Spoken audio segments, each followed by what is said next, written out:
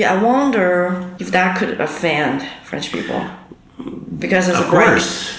breaks down always. So of course it could. Everything could offend French people. They have a different opinion about baguettes and shit. There's like 12 kinds of baguettes, you know.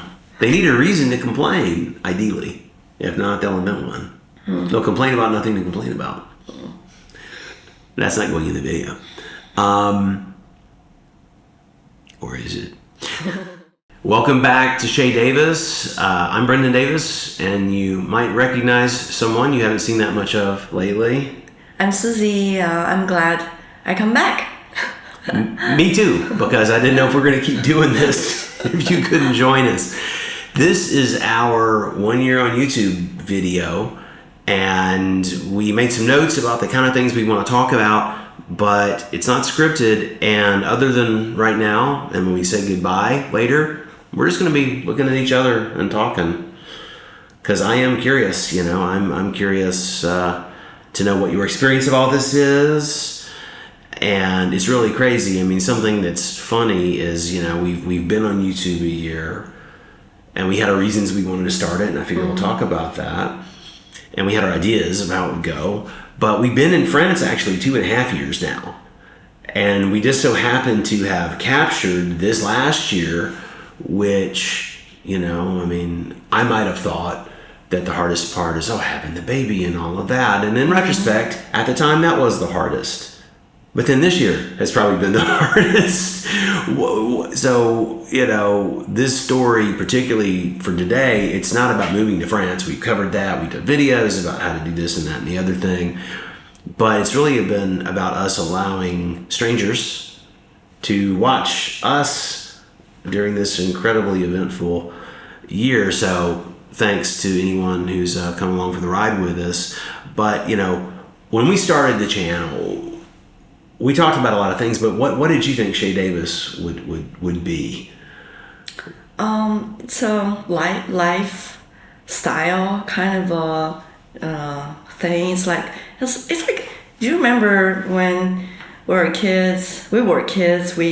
Somebody, you know, keep a diary. Or that. Nowadays, people take pictures and make videos. It's basically a record of your life, and I think this is why we wanted to do it. Yeah, and you know, were you excited or nervous or something else about it when we decided to do it and we first started to do it? Yeah, I remember we were really excited. We have so many stuff we want to share. We have so many unique experiences we want to just at least record it for ourselves. Right. And because you and I watched a lot of channels in kind of the universe, like the move to France, come to France and visit universe, like Les Frenchies, who we loved, but they're obviously doing a very specific thing. They really focus on people visiting Paris for the most part. And they've got an awesome channel and an awesome, you know, business around that channel. And I mean, we'd like as many people who are interested to watch this as possible, as many people who enjoy it, you know, because doing these videos, even one like this, where it's really us talking, there's my iPhone, there's one light and one mic, and I'm going to cut out the bad bits in between, but like this is as simple as production gets, but it's still a lot of work, you know, and you see channels that really put a huge amount of work into what they do, and then there are ones that put less work than I do. Basically, they just use like a webcam or something. But really, I remember, you know, it was before you were working, which is a note. We had talked about doing this kind of from the beginning. I wish we were so busy planning the move, and you're pregnant as hell. We didn't have the bandwidth to do it justice for the move anyway. But if we'd thought about it before we left Beijing, we could have captured a little super pregnant Susie, and here's what I think, and blah, blah, blah. I have some of that footage that was just for our sake, you know. But we did talk about doing this basically as a fun project for us to do. And you were the one giving you the credit or assigning the blame. I think it's the credit of you were the one who really pushed us to actually get started on doing this. Do you remember that? We were in the old house. Also, another very important reason is that we made a lot of mistakes. And And we just want to tell people this is the way to do it right. Don't do that. Do this. And we just want people to know, don't make the same mistakes. Yeah. And so many, this is in line with what I was saying about, we watched other channels, and there are a lot of ones that are great. Baguette Bound has an awesome channel. There are a lot of these channels that focus on the given, YouTubers, experience of here's how you do a thing. And some of it's just cut and dried. Doesn't matter who you are, here's how a certain thing works. But then there are a lot of specific differences unique to a situation. And at least as far as channels that I've seen that have surfaced, as huge as YouTube is, and as many expats as live in, or immigrants, respectively, and we'll talk about that, make a note to talk about the expat versus immigrant word. But as many foreigners come to France as there are who are doing YouTube stuff, I don't see anybody like us, because we're multicultural, older immigrant parents in France, and that's a unique angle. And I don't see anyone else doing that exact thing, because there are layers of this that make our situation different. And I thought it would be useful for people. I thought it would be fun for us as like a family project. And, it's not a secret what I do theoretically for a living, which is another bullet point for later about the theoretically part, for making the living part. But it's known that I'm a filmmaker, obviously, on the channel, and this is meant to be documentary style, not super, looking good, sounding good. I really take time with making the sound good, especially in the edit. But it's really meant to be like very documentary style, very real, and there are channels that do like a real, like YouTube is their creative outlet. YouTube's not my creative outlet. It's kind of become it in lieu of me having a movie to go pay me lots of money and go make a movie. But intentionally, our videos are not, let me run around and be a filmmaker. I'm aged out of that, and I've got other places I want to put that kind of energy, But I thought we would have something meaningful to look back on. So, what surprised us the most? Well, you go first, Susie. What about YouTube? What surprised you the most about this YouTube experiment so far? I never expected our Alliance Française video can be that popular, which makes me happy, because I remember before I signed up for the courses, I searched here and there, I made the phone calls to them, nobody responded, sent email, no respond.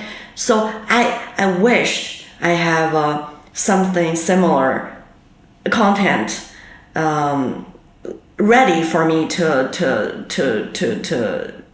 reference. But I'm glad people wants to sign up before they ever go to Alliance Française. They have this, so I'm happy for that. I think I helped. Well, we should have asked them for an affiliate link or something, because it's totally non-sponsored. Everything we've ever done is non-sponsored. Our first affiliate link is from Copycat Cafe. When I did the interview with the founders last week, we signed up, and no one signed up on our affiliate link yet. But again, the video is not sponsored. They didn't pay us or give us anything. They're just really awesome people who are working hard on their products. So I felt like it was, sure, I'll interview them. I'd like, and they're interesting. Something that surprised me, some of the videos that I thought would be just, that I knew were good, or I felt were good, and not immodestly, but videos that I knew from having lived the experience, and then we made a video about it, that I knew were valuable to people, but that just nothing, or relatively, no offense. Somebody, at least one person watched everything besides me and you. But there's some videos that there's some that I was sad. It's like, man, I wish, it's not even just ego about having gone to the trouble to make it. It's just like, man, I wish that people had seen this for their sake, because I know there's good info in there.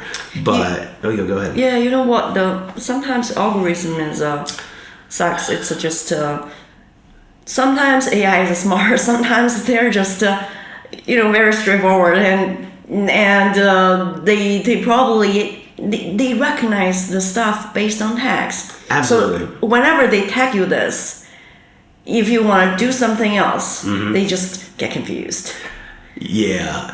I mean, I've been surprised. It's more a general statement. I've been surprised at some of the ones that have done really well, relatively speaking. Some of them I absolutely expected would do well. This video we're making right now is the kind of video that theoretically should help blow us up. This kind of video, in terms of does YouTube like this kind of thing, generally speaking, people like it, but it depends. Are they interested in us? Can they relate to our story? And then is all the behind the scenes, under the hood stuff right? The SEO and all that jazz. And is the thumbnail awesome? So yeah, before we forget, let's pose for a thumbnail. Let's smile and both look at the camera together. Ready?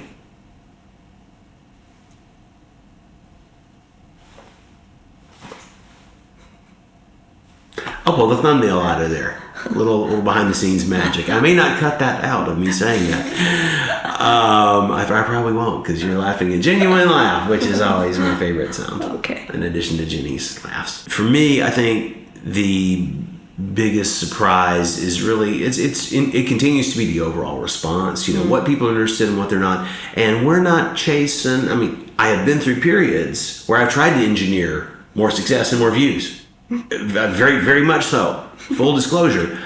And generally failed at that. Generally, you know, some things, I mean, some of the ideas I've had and then developed with the help of, you know, ChatGPT or some other AI, or just searching and realizing, oh yeah, that is a good topic and we have something to add. You know, that leads to the next question, which is, what did people see and what did they not see? They haven't seen you since you started your job in October. We'll get to that in terms of how our roles have changed, but they haven't seen much of you. They saw you over the holidays, you know. I mean, I was trying to get you and Genny in as much of it as possible, but they don't see like me editing after everybody's asleep, just the general stress of our lives. I mean, they've seen little snippets of it, but you know, we talked about how to deal with certain of the administrative headaches and hassles and this and that. By definition, there's only so much you can or should show in a given situation, and so it's hard to convey how difficult some things are. You know, we have had some pretty massive financial insecurity, which I'll talk about a little bit, even with your job, because my job, the reason the job that's the reason we actually got these fancy visas in the first place and moved us here has not started, and with it, Daddy hadn't been paid.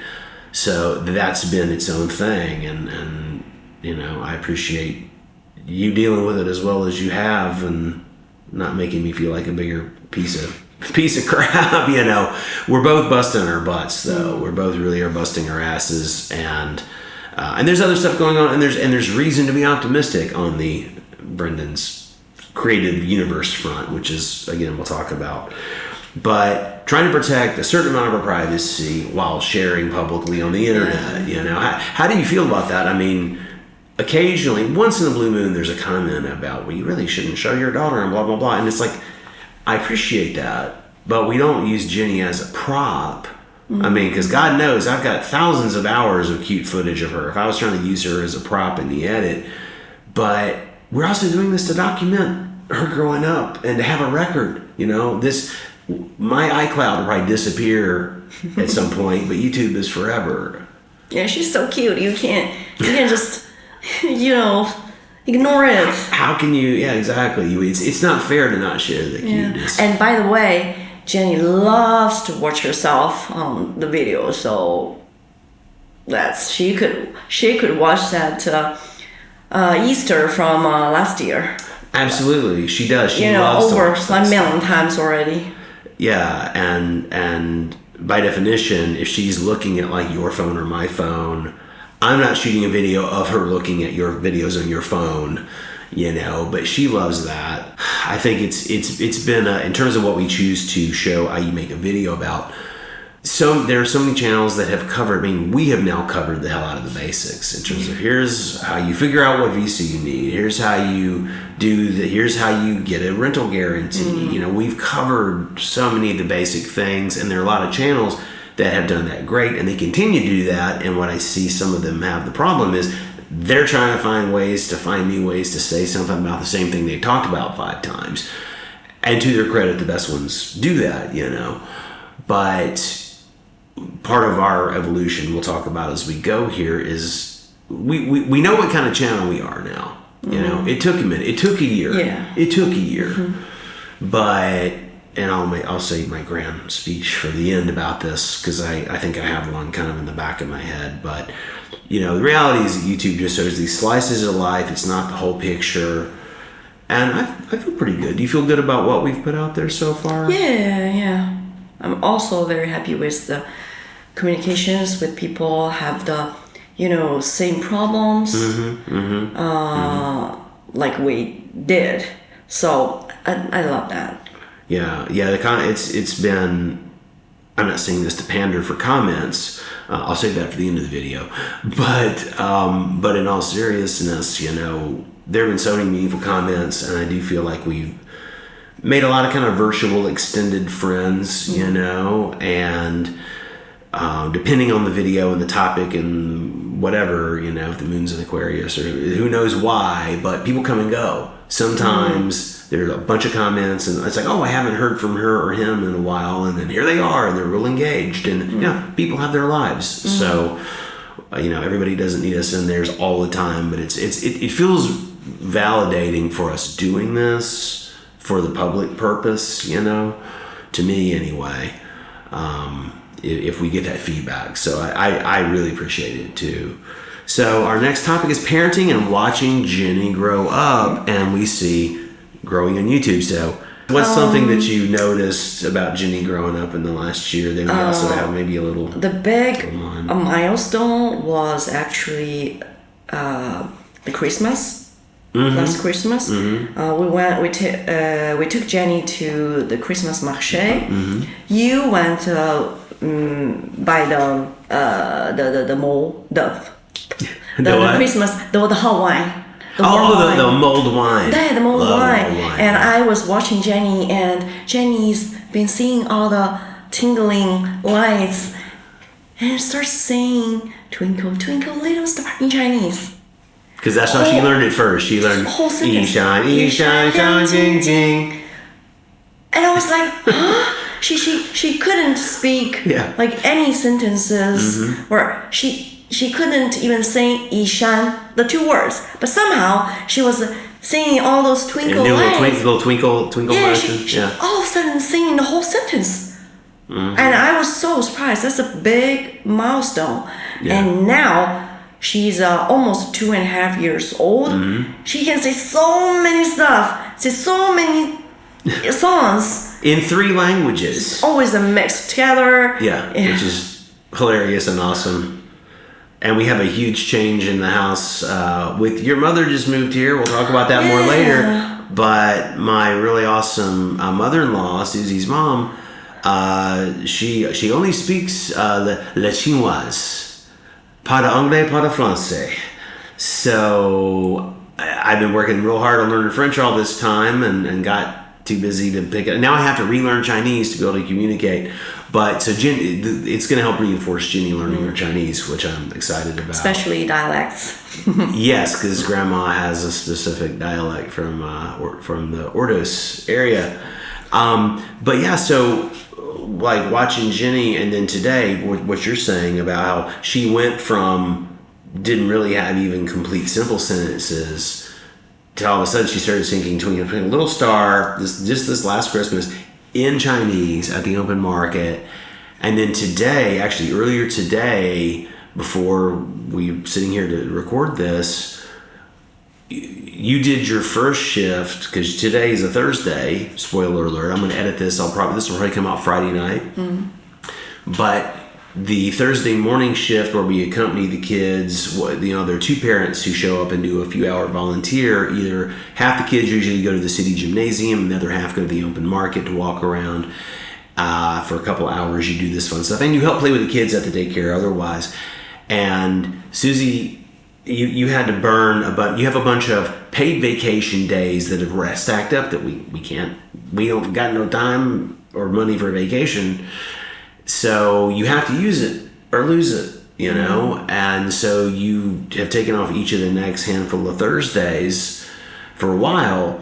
So you got to do your first permanence shift today, and so much. You were awesome. I told you this off camera. You were awesome. I mean, and you're obviously a natural mama, and the kids loved you, and I stayed to help also. But what did Genny start doing? You were like, what? When they were singing songs? Oh, yeah. You know, all in French, of course. We're singing songs. And Jenny's like, she's like leading. There are some things where she was like carrying the song. Wasn't that amazing? Just to see that she's like totally comfortable being like the little boss, like being a little leader. Like she's not afraid to speak up. Yeah, that's you true. know? Mm-hmm. She's not afraid to speak up. Yeah, and although we don't understand, or sometimes, yeah. Yes, we there's no way we don't understand what the lyrics, but it's very danceable. Yeah. So everybody, the staff's dancing, babies are going totally wild. Yeah. And it's amazing to see all these babies can just sing along. Yeah. They're all between basically 1 to 3 years. You know, is the slice of. I mean, there are babies that are younger and a few kids that are a little more than 3, but. Yeah, it's also amazing to say the communications between the staff and the babies. It's like a very equal kind of a situation. After one song, the staff will ask, what would you specifically for everyone? What would you like to sing for the next one? And they would say the name. Yeah. And the next one for everybody has the chance. So that's kind of amazing to me. Yeah, it's really awesome, and we have to talk about it because we can't video that. I mean, we video for within the parents group, but it's a thing in France, and I wouldn't do that anyway for YouTube. You know, no offense, but the privacy laws are really hard. You legally cannot take someone's photo or video without their consent, even if you don't show it to anybody. So it's a whole thing. Which again, you know, it's I respect it. But we have all these videos internally that are so fun. And like today, like I ran around like chasing all the kids and like saying the kids' names. It's like, oh, say you know, I'm saying say bonjour to mom and daddy, and you know, doing that for like all the kids. So it's a lot of fun. But that reflects how our roles have changed. As our next topic, you know, for me, as I've been waiting around for one of my film projects to get going in a major way, I've been working, you know, on the development of all of that. There's always stuff to do, and you know, but I basically become a real stay-at-home dad because last October you started work, you'd gotten hired, and you got a job. I want you to talk about that in a second. For me, you know, I've been a real stay-at-home dad and editor for like all this YouTube stuff. You know, I am a filmmaker developing a lot of projects besides the big movie that brought me here that I'm the producer on, the lead producer, that hopefully will start prep in the fall. We'll see. And shoot next spring. Hopefully we'll see. But that's the legitimate working conception now with the money people and everybody. But I've been developing these projects of my own, you know, for me as a writer, for me to direct, and making I'm real happy with where they are, and people have given me amazing feedback. But, you know, I'm basically a very involved volunteer at the Daycare, kind of household administrator of like how do we do this in France? How do we do this thing, deal with this conflict or this issue, you know? And basically, you know, just trying to keep things moving. But how about you? You went back to work. What's it like trying to balance like your career and motherhood and everything else? It's just very difficult. I have to say that's the reason I have to ask my mom come to help, because my work is so far away. It's 2 hours one way, so I spend 4 hours on commuting time. On a regular day, if the traffic is bad, it could take longer. And Brendan, his job is unique. He needs to go business trips to somewhere, depending on the projects. But I can't just not go to work. So we need at least somebody to pick Genny up and bring her back. So I'm so appreciated. Brendan has been doing this, taking care of Genny for the last 9 months. 9 you started months. your job, yeah. I try to do as much as I can on the weekends, but to be honest, go to work is much easier than taking care of a baby, because that's the baby boss is the big boss. This is true. You have a much more demanding boss waiting for you in that room on the weekends than you do when you go to work. Kind of works, no pause, no nothing. It's very difficult. So I appreciate it so much. You're welcome very much. Well, I am extremely grateful that you got this job. It's not denigrating at all, but it ain't your dream job. It's adjacent theoretically to what your background is, but I mean, not really. It's like a whole new thing you learned how to do, and you know, you're ridiculously overqualified for this job, which was some of the initial feedback and pushback, you know, and I really appreciate the hell out of you doing it, because we'd be screwed without it. Full disclosure, we'd be effed pretty hard, no lube, you know, and I'm just going to keep that in there like that, because that's real, you know. So I really appreciate, I know it is, you are not a complainer. I mean, you know, we both vent about things here and there, but you're not like a complainy kind of person by default. I mean, you'll vent around about something and try to make it funny, which is what I do after the fact, right? Actually, I'm ranting, and then I try to polish it and clean up after the fact. You know, that's our different love. My love language is freaking out and then walking it back and saying I'm sorry. But in terms of how that affects what people see on YouTube, you know, it's why you haven't been able to physically be on here unless it's something I can grab of you and the stuff we did around the holidays. So we'll talk more about where this is going, you know, but I think in terms of just a snapshot of a year, do you think our daily life is more balanced now or just different? Well, I know my answer to a year ago, you know, is more balanced or just different? Definitely more balanced. Yeah, because at least we have, it doesn't quite pay all the bills, but fortunately we have your job. We have this awesome daycare that's got a heavy load in all ways, but we really made friends with quite a few of the parents. The kids are great. The kids all, you know, especially they're getting to know you from the times you have popped in and out. But I mean, they all know me, you know, because I do these shifts, and it's cool to watch them develop along with Genny, and to have like little trackers. Like I could, Genny compared to so and so and versus so and so, and they're a few kids older than her, and I see her doing something that he's already been doing. This boy's 6 months older. I'm like, all right, Genny, all right, good for you, you know. Living in France, what we got right and what we got wrong. Discuss honestly is the note it gives us. Bureaucracy, childcare, healthcare, community, language learning, pace of life, cost of living, admit expectations versus reality, admit mistakes. Should I go first? Okay. Please. One of our earlier videos was about having a baby in France. And, you know, they're all on the channel. We haven't pulled any. I think there's one video that had a technical issue. I haven't pulled anything because I'm embarrassed. You know, I guess my shame threshold is sufficiently low that I'm like, okay, it's fine. You know, we can remake literally every video we made. We could remake it better today, but why? It's there. It's good enough for what it was supposed to. It's for what it was supposed to be. What did we get wrong? Well, we don't have 5 hours because no one wants to watch that, but we did an awful lot right, you know. I mean, we'll say, I'm proud of us for what we got right, considering what we've learned, how much there is to know, and how easy it is to get stuff wrong. But the thing I mentioned about childcare, you know, we didn't move here because we thought, France is going to, you know, give us a free baby. It was far from it. I mean, we chose a private maternity. We knew that that's private pay no matter what. You know, French people pay privately, although the health system would pay some of the regular part of the cost, but the overage, no, we knew that was a private pay situation.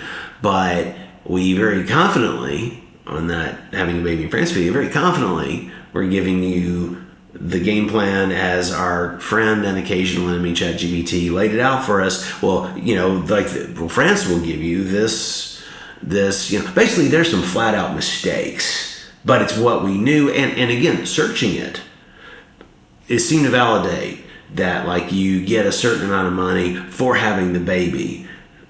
The spoiler is that you have to apply before the baby's born. You have to be a legal resident of France at the time of the pregnancy and the reporting to get it, which, fair, absolutely. We didn't do this because we thought we were going to get free money out of France for anything.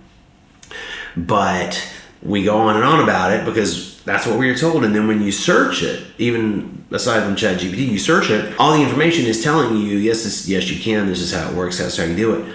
But there's not the specific qualifiers that applied to tell us that. But the point is, we believed we were going to get this money, and it was a fair amount of money. We thought we would get reimbursed for a certain percentage of like our fancy OBGYN. Love the guy, but he's also the highest rate guy. He's not like the baseline standard cost. His rate's nowhere near what you pay in the US, but for France, really expensive. Don't regret it. I mean, Genny's here. But yeah, we don't get any reimbursements for any of that stuff. Yeah, the reason I remember is that we filed late. Late meaning we weren't legal residents of France when you were pregnant. We could have filed like once we landed and validated our visas and like officially started our residence, we could have filed them, but you're supposed to do it by month 7, and you were already in your 8th month. So that's the late thing. After the fact, I figured it all out. So if you need me to make a video about how to do it right, we could dial it up. Yeah, we probably have a different memories of that one. But anyway, just late is the answer. Yes. So, there are things we underestimated. There are also plenty of things that we were really worried sick about that turned out totally fine.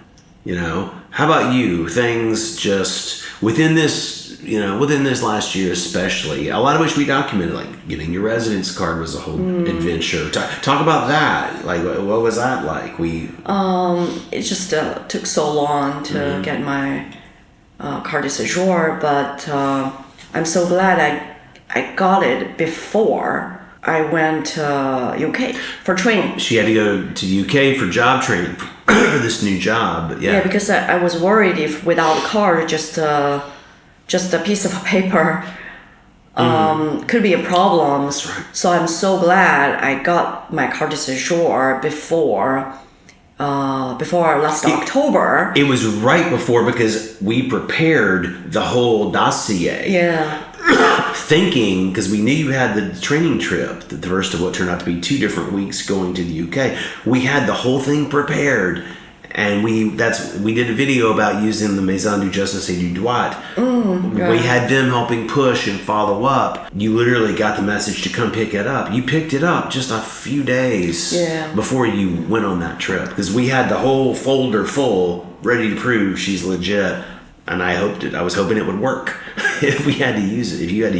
Yeah, it's crazy. So do you have any opinions about this whole adventure that have changed over time? Do you understand anything about French people? But do you feel like you understand anything about French people better than you did, like, say, a year ago? Now that you've been, like, a year in it and 9 months of that year has been, like, work life, like, dealing with commuting and stuff.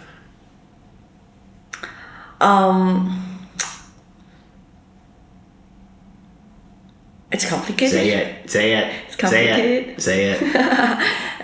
So overall, I think French people has the free spirit a lot. Joie de vivre. And they're usually really, really polite, and sometimes really, really mean. Occasionally. That can be true at the same time.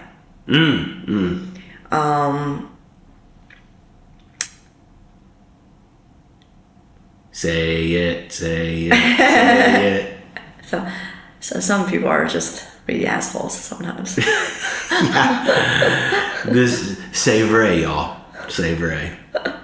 Well, yeah, it's interesting, and I think for me, I never had, I'll say that from the kind of the American, the stereotypical view, there's not even like there's no monoculture anymore, meaning like a unifying, we all agree on this as the base of reality, obviously, anymore.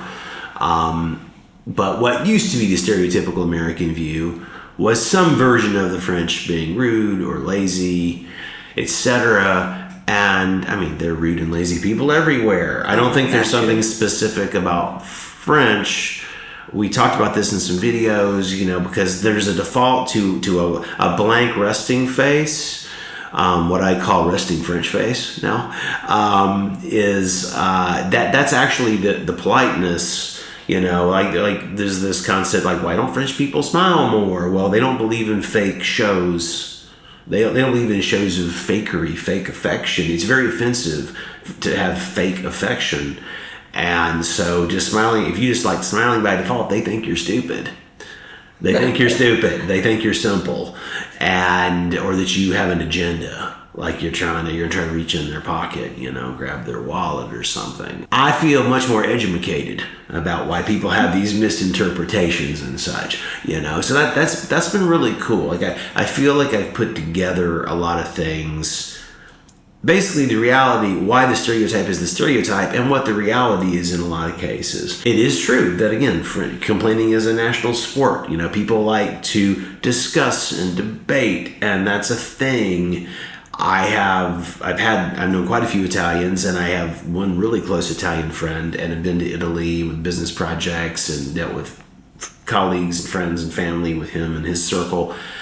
And I mean, if you want to meet some people who love to passionately argue and debate and whatnot, I mean, France is on the list, but go to Italy or go to Spain. There are countries that give that a major run for its money.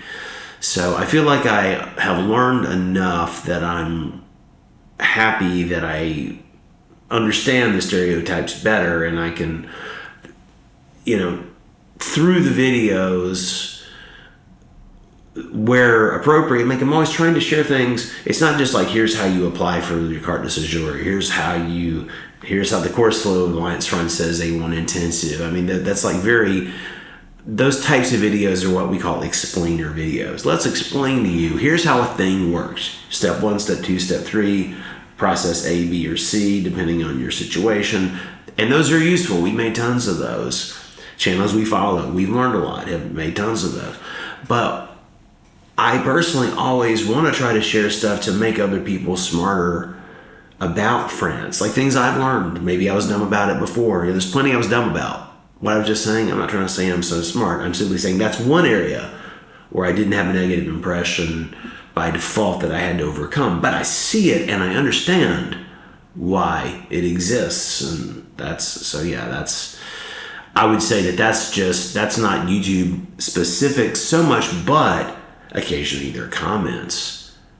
We did a video that was mostly me that got into political stuff a bit, and it wasn't about being political, it was just about the reality of the US and this totally insane MAGA culture, authoritarian takeover of the he who shall not be named on this channel, currently occupying the White House. You know what I'm talking about? That wasn't what I just said. That video is not at all like that. And I kind of said what I just said, not to poke any buttons. I'm gonna get hateful comments because of that. That's how I feel, but that's tongue in cheek. That's not what this channel is about. But those people found our channel because of the political things in that one video. And man, I had to put some filters to keep actually threatening kind of stuff off of our comments. It's like, we're a little multicultural immigrant couple having our child here, And so that sector of US society has its counterparts in France and everywhere, right? But there have been something that has surprised me has been how much some people just can't sort of have perspective, We very intentionally, we want this to be accessible to everybody, We're from completely different systems of government, This channel is not a political, and we're in a third. You're from China, I'm from the U.S. We live in a place that has like a parliamentary republic kind of thing, which is fascinating. I really enjoyed, like during election time, we love to flip on the channel. We watch the French elections with great passion. It's like watching a sporting event for us, also because if we're watching the French ones, we're watching with subtitles. So it's interesting that for everything, we have 3 perspectives of view. Mm-hmm. For example, do you remember the time I signed a contract with my current company? Mm-hmm. So that's a French contract. Right. And also comparing to my Chinese experiences with a work contract, mm-hmm. and also the U.S. perspective. Mm-hmm. It's just fascinating to say mm-hmm. how people deal with this kind of stuff. Mm-hmm. I do. It's a bilingual contract because she's working for a French company that's basically a service and employee provider to a huge Chinese company, and she's working here in France. And your contract, it's 2 columns. There's the Chinese column and the French column. No, French and English. Oh, isn't there a Chinese translation as well? Is it all French for international and English? Chinese companies? It's French the and English is the because we have so many offices in different countries. All right, and English is the common language. English is the common language. That's right. Okay, stand corrected. I'll leave that in but the point is I knew it was like 2 columns, and I was thinking it was Chinese. But you have some other paperwork I've seen that's in Chinese, but. Maybe I have a job descriptions in Chinese because that's what I'm thinking. When they're recruiting people, they have different sites to post. But the contract is French and English. Yeah, and also it's interesting for all that kind of paperwork. They will have like one sentence like the French is binding. It's legally binding. There's always a thing like that. I've dealt with multilingual contracts also. And like basically the translation is provided. It says something like the translation is provided as a courtesy if there's a dispute. Yeah. The whatever language, like the French language version, controls. Like that's the one that you have to take up in court if that's an issue. Yeah, and speaking of which, I'd love to share more like what we missed to share. I always wanted to share like. Find a job in France, continue your language learning, the French learning stuff. Those stuff I have so much I want to share. And I mean, in the second year of me doing this, I love to do that. That's what we're gonna do, and that's on my bullet point list about what's coming up. Where are we going with this? And this is a great time to talk about it. I mean. You've been through so much, and working for this giant multinational company and living in being Chinese, living in France, working for the Chinese company in France, going to London for your training in English, of course, for the most part. I mean, technically in English, and you had people speaking all these languages there. At your job, which we have to be a little vague about legally, but at your job, something that fascinated me is like, you have the people, basically you're speaking English, French, and Chinese every day at work. Yeah, and sometimes dealing with people doesn't even speak any of these languages. They're probably speaking European might be languages. Russian or something, like some of the drivers who come and go are like Russian, or you said in some other countries. And so you have to find a way to communicate. Is your Google Translate getting a workout, basically? Yeah, but it's surprising that even in France, for a big like multinational companies, English it's not surprising. They use the common language. English. They gotta pick something, and that's kind of the standard. Just like French is the language of diplomacy. So when I was at Alliance Française, my neighbor seatmate, he wants to be a diplomat, and he was over on this summer program, but he's done 2 years of French at his university back in the States, and he was like, yeah, it's, as you know, French is as you probably know, French is the international standard language of diplomacy, which is why you've got these, Chinese diplomats who are like completely fluent in French. Even if they're not posted in France, they typically are going to learn some French. So in terms of what we chose not to share, so, certain family business, family drama, certain ongoing administrative things that could become legal things, like getting our flooded downstairs repaired. As we record this, next Wednesday, I have an appointment at our friends, the MJD. I have a conciliation hearing about the landlord's pace of repairs, theoretically, right? If they got started literally 5 seconds from me shutting up, minimum 2 more months to do the work they have to do. That'd be 9 months. So I'm just hoping they get it finished before the end of the summer, because I want them out of here. I want to be able to have, summer's super hot and crazy anyway, but in the fall, I want to be able to have friends over.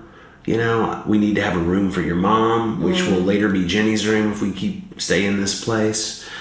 I need my office back. My office is in our bedroom. That's as much, maybe more than I even should say, but there's a lot to that, trust me.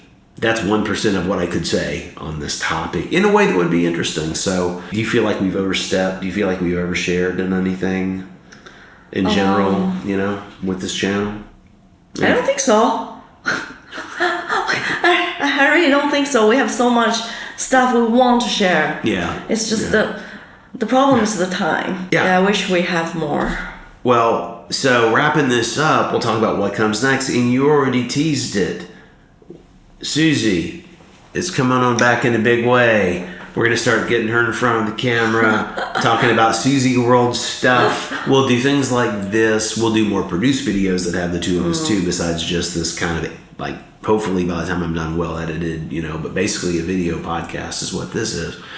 But we'll do videos together, but I'm excited because you got so much to say that I'll just be the guy that points the camera and edits it for you. But are you excited to get into it? Start sharing some of your stuff? I learned so much. I experienced so much in the past 9 months, especially after I started to get back to the workplace. So I want to share it when it's still fresh. Exactly, which is part of why we started the channel, because it's like, I'm a filmmaker, I'm shooting video, you're Chinese, you're shooting video. We're shooting stuff all the time anyway, because it's our job or like our societal, cultural imperatives of these days. Grandma's joined the family. We'll get Grandma on camera for the appropriate reveal, probably when she's preparing some very particular feast that took a lot of work. Maybe we'll do a grandma shows you how to make authentic so-and-so, narrated by Susie in English, but her and Mama talking and showing how to do a thing. That sounds pretty good, right? I'm looking for an excuse for her mom to cook more stuff. We'll talk about, Genny's growing up. We will have a little French language learning, hopefully, again, to talk about. People ask. Those are our most popular. Your Alliance Française video, by far the outlier for this channel. It's 20 times bigger than almost every other video. We have 3 or 4 videos that got 4, 5, 6, 7,000, maybe 8,000 views, but that one's by far the biggest one. Hopefully some travel coming up. We want to start taking trips. We have the document that Genny can leave France. We have the DCEM now that makes it easier. She could leave anyway. It's just coming back and not putting her on a tourist visa on her American passport. That's the issue. We have the document now that makes that cool. But we want to start taking some train trips. And now that Grandma's here too. We got a little time, got a little money. I want to round up the family and get on the TGV train and go to the south of France or go up to the mountains or something and spend a long weekend. And of course I'll have to videotape it all too, but not all of it. We'll have some boundaries. I'm continuing developing my film projects, and I don't like to say things before they're carved in stone solid, but there's some pretty positive things happening. You're familiar with my projects. Are you excited about my projects? Yeah, of course. I'm really glad my mom's here helping us, and my husband can go for a business trip eventually, finally. Yeah. There have been probably whether it's a thing that I was offered and had to turn down, or things I could have pursued and just there are at least 3 legit movie business opportunities or jobs that I just couldn't do because can't leave. But onward with optimism into the new year. So look, that's all we have to share with you today. I want to thank my wife Susie. I want to thank you for taking the time, making the time to sit down and do this today. This has been really great. Yeah, thanks for reminding me the wonderful moments like chat and talk. It's I need this. We need this. We do. We do. That's why we started in the first place, was to have these kind of moments. Yeah. So I also want to thank our viewers about have these experiences with us. Also, if our viewers have any thoughts about what they want to know, please comment and let us know, and we will find some time to work on that. Absolutely. Let Susie know what videos you especially like her to focus on. Let us know which video brought you to our channel in the first place, and let us know what you'd like to see in the coming year. On behalf of me and you, thank you very much for spending some time with us, and thank you for spending your life with me. Oh, thank you. I love you. Love you. Like what Genny do.